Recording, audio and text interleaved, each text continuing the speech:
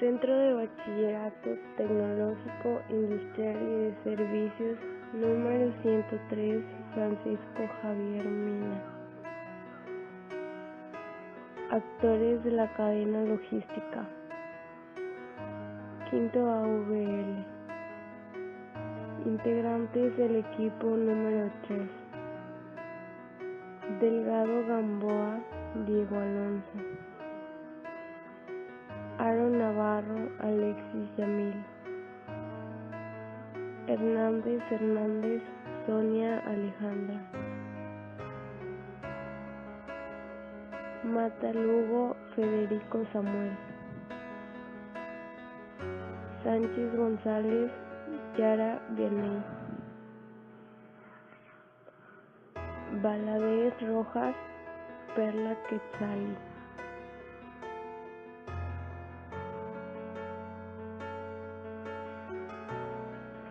La cadena logística hace parte de toda la gestión logística de una organización, la cual se conforma por varios actores.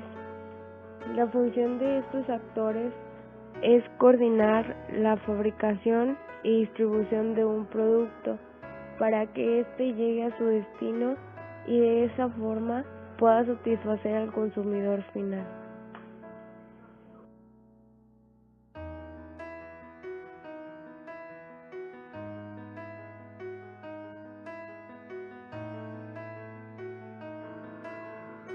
Objetivos de la cadena logística.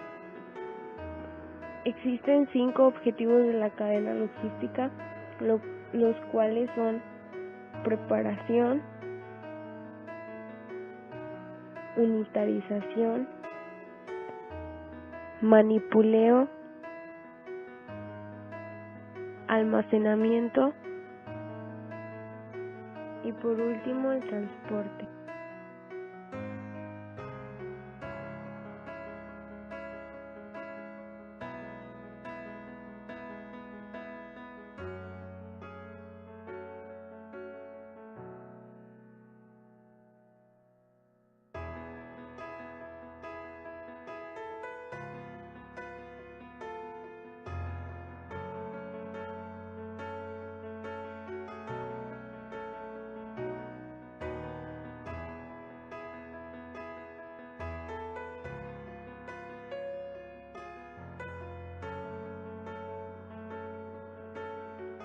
Actores de la cadena y sus funciones.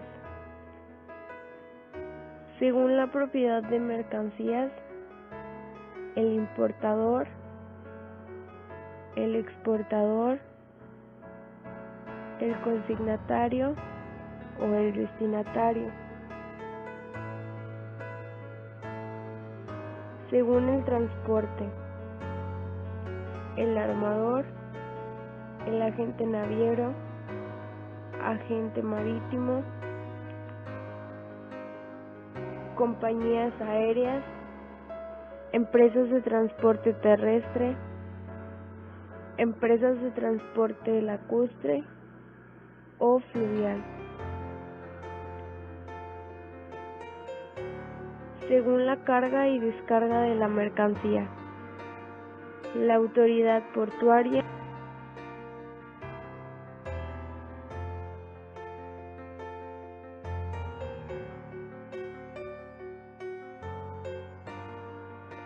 y por último, según el almacenamiento de la mercancía, almacenes fiscales,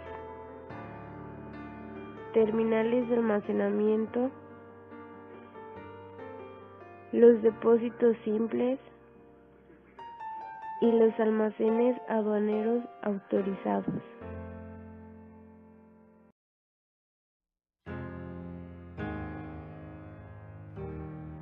El importador. Las diferentes funciones del importador o también distribuidor se pueden agrupar en 2 bloques principales, atendiendo al carácter informativo o también el carácter operativo de sus tareas.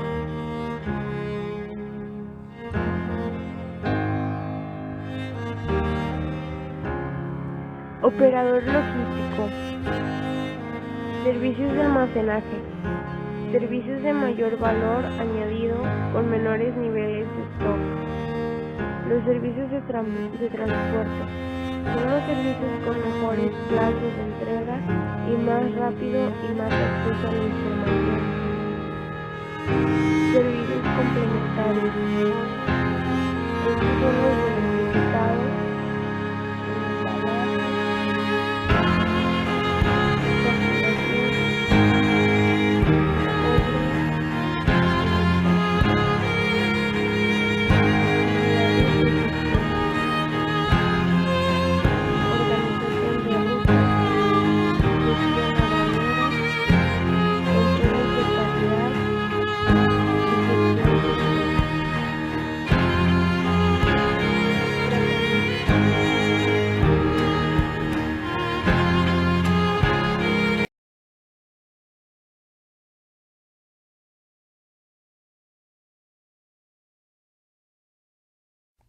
Welcome to Supply Chain Management. Now, I know most of you have spent your childhood evenings dreaming of taking your first supply chain management course.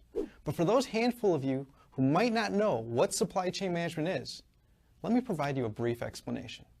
Let's take a simple product, like a bottle of water. Clean water, a plastic bottle, a plastic cap, and a label. Buying them at the store or vending machine might cost you about $1.50. How much of that do you think is profit? Nope. Wrong. Wrong again. Not likely. Water. A plastic bottle and a label. That couldn't cost more than 50 cents. And if you buy them in bulk, how could each bottle not give you at least $1 in profit? Seriously. If you think you can make $1 per bottle, you should drop out of college right now and get into the bottled water business. You see, this right here illustrates one of the most common consumer misconceptions. Product cost is not equal to material cost. And in business, you don't have the luxury of thinking only as a consumer. You need to think like a business executive, or better yet, an entrepreneur. So, in order to figure out where all that profit went, we need to imagine what it took for that bottle of water to get into your hands. First, you need to negotiate the purchase of the empty bottles and caps. Those bottles will be much easier to transport if they're in boxes. We'll need to shrink wrap those bottles so they don't fall out of the box. We can move a whole lot of boxes quickly if they're all put on pallets. In order to move the pallets, you'll need a forklift, which means you'll need a forklift driver. That forklift will then take the pallet and put it into a truck, which will require a truck, driver, fuel, and insurance. Also, you'll need a label for that bottle of water. Therefore, you need to design the label, print the label, and get the label shipped to the plant. Another truck, driver, more fuel, and insurance. Our water bottling plant won't be free, and neither will the energy it uses. In our bottling plant, we'll have employees and bottling machines, and let's not forget the day-to-day items like light bulbs, garbage bags, machine parts, janitorial supplies, toilet paper, and anything else that will be used at the plant by the employees. Oh yeah, and we'll also need access to the drinking water. Machines will then purify the water. Other machines will bottle the water and affix the labels to the bottles. And still, another set of machines will box, shrink wrap, and then palletize the bottles. In order to move those pallets, again, you'll need a forklift, which means we'll need another forklift driver. That forklift will then take the pallets and put them into trucks headed to the distribution centers. And, as we've seen, those trucks will require drivers, fuel, and insurance. Those distribution centers will also require employees, forklifts, and energy. From the distribution center, they'll head out to retail stores on still another truck, which will require a driver, fuel, and insurance. That store will need employees to unload the truck, stock the bottles of water on the shelf or refrigerator. If you have a refrigerator, you'll of course need energy. If we want to secure our stock, we may get a security guard or a security system. And of course, the store will likely get insurance. Also, imagine the costs associated with returning and replacing bottles that are damaged. Oh, and for some reason, even bottles of water sometimes have 1-800 numbers, which means you'll need a staffed call center to answer the customer's questions about your bottle of water. Wow!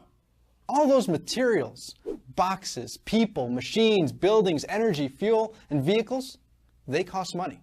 Those things weren't free, and they probably weren't used efficiently, and it's likely that several bottles didn't survive the journey to the consumer.